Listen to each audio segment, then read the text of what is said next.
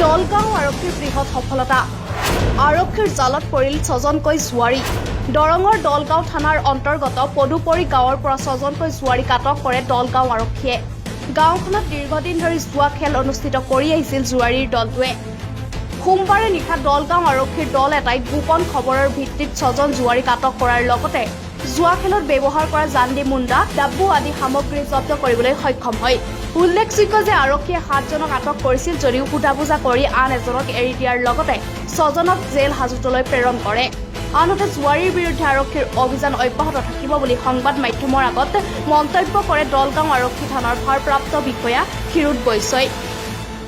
আমাৰ বৰ্মন আমাৰ অন্যান্য স্টাফ বেটেন পাৰ্টি হয় এটা মই জায়গাতে কৰাক্ত কৰিব পৰা পদুমণি গাঁও জামাৰী দিনৰ ঘৰৰ ওচৰত তেওঁলোকে মানে এই ডাইচ পাৰি তাৰে ডাব্বা গুটি মাৰি পেলাই খেলা খেলি আছে। তাৰপিছত আমি তেওঁলোকৰ যিখিনি ইমপ্লিমেণ্ট জুৱা খেলা সেই সঁজুলিবিলাক আমি মানে জব্দ কৰিছোঁ জেগাত।